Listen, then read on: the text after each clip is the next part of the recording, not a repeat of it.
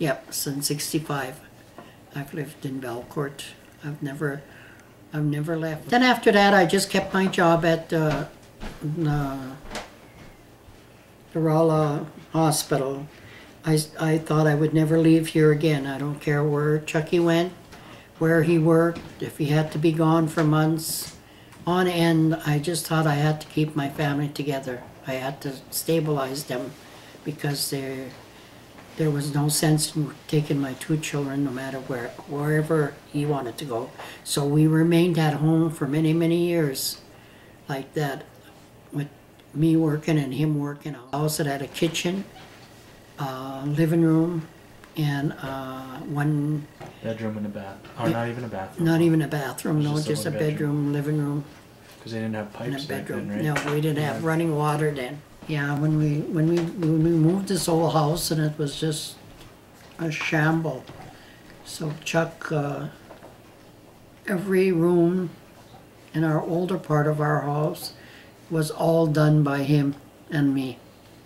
We worked together. We'd take a room at a time, and we'd sheetrock it, and we would paint it, and then we'd add on, because we never had much. Times were really hard. You had to wash your own diapers by hand, and wash all your kids give them baths by hand. Everything was hauled water every day, and even when you wash clothes, you had to haul water.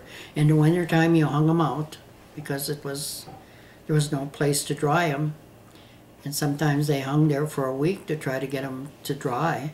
And then otherwise, you'd bring them in and you'd hang them over chairs and doors and everything wherever you could to let them dry. Kids, like my children, when they went to school, they would have to fold they had everyday clothes, and then they had school clothes.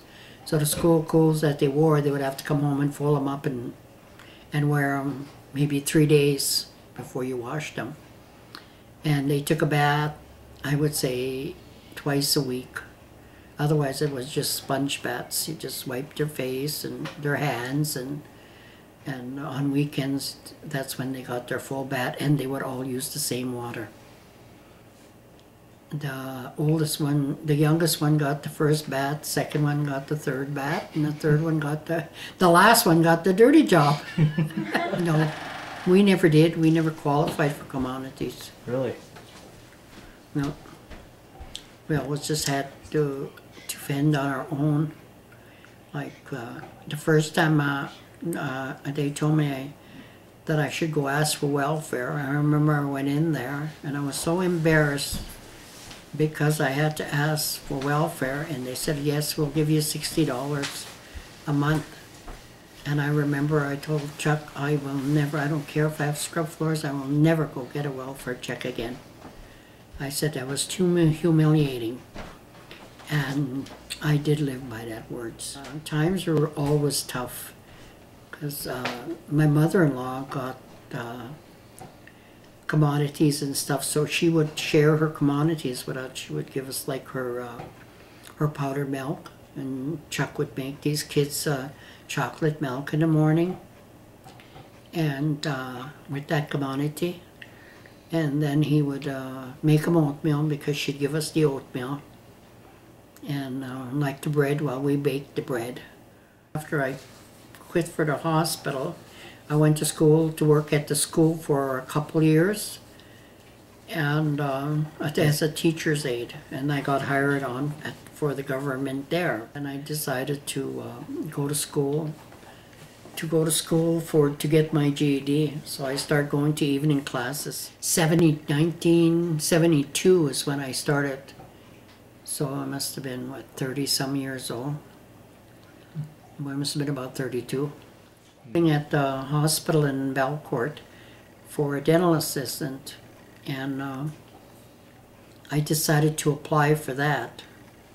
With I had a background of a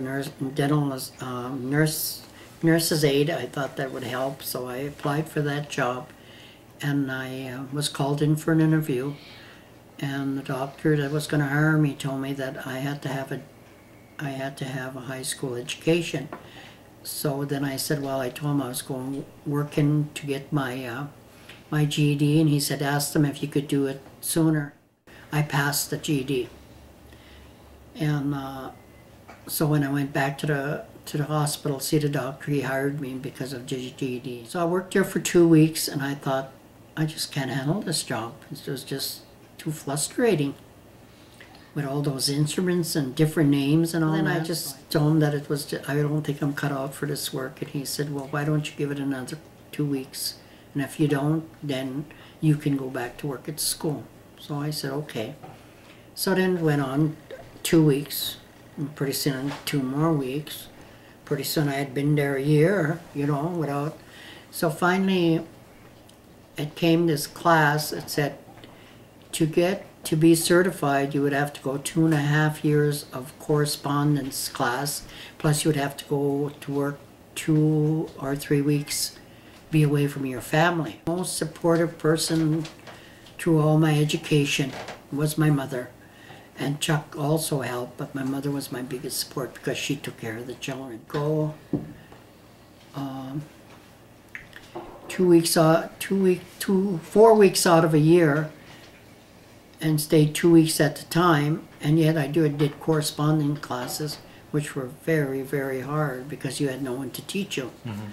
You know, it was really tough. I was supposed to graduate, and a year Sherry was born.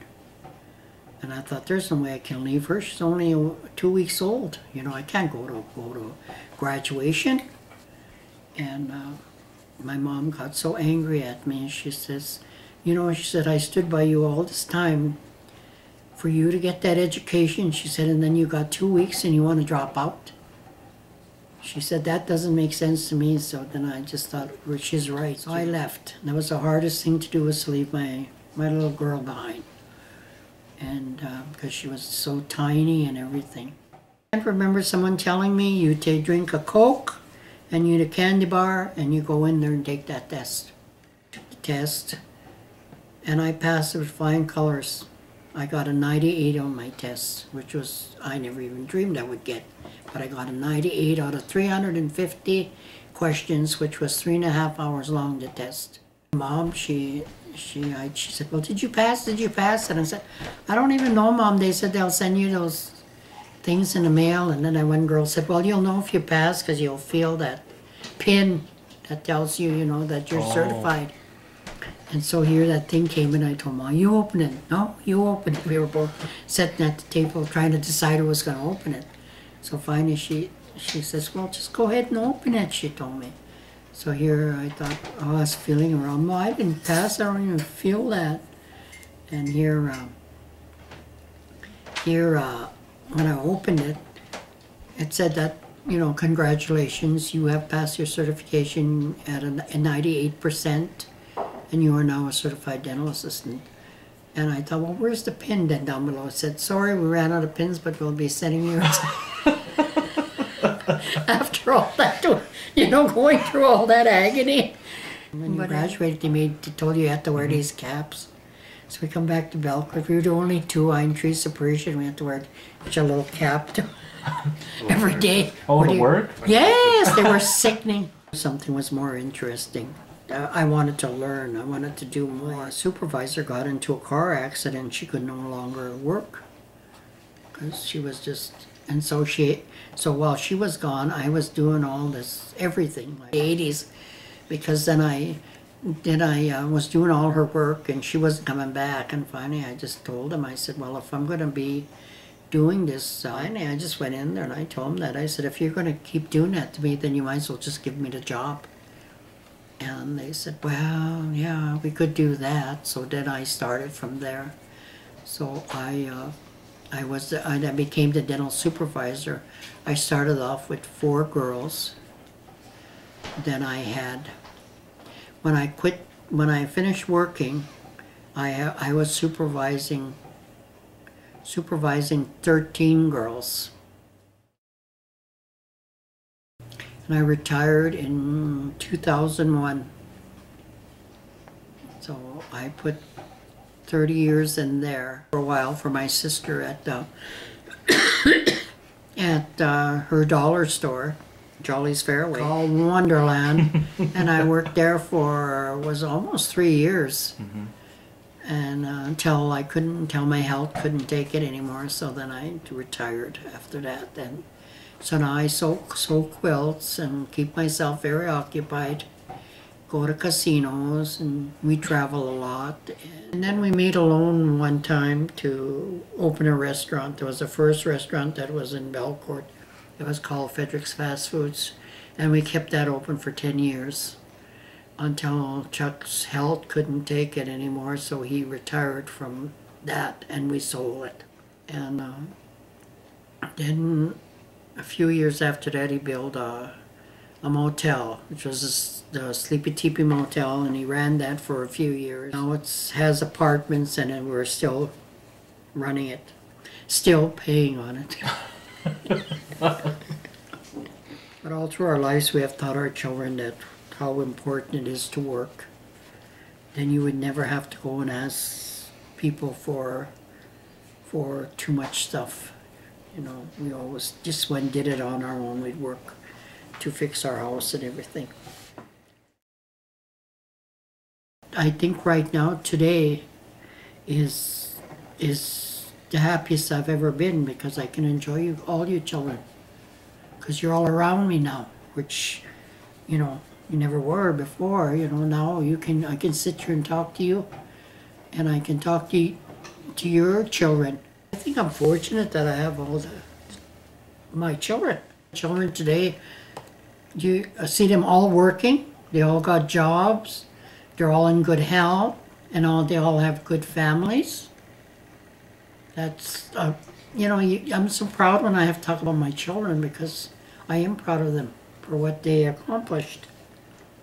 You know, it's nice to sit down and say, well, you know, BJ's this, and Buster's this, and Sherry's this, and, you know, all the way down, and then say, well, Jacob works at the college there, and, you know, you just keep going down the line, and they all say, my gosh, you sure did a good job with your family. Well, I know, you know, but it was part of their help. But I mean, it's still nice to be able to brag, I would say, a little bit about your family.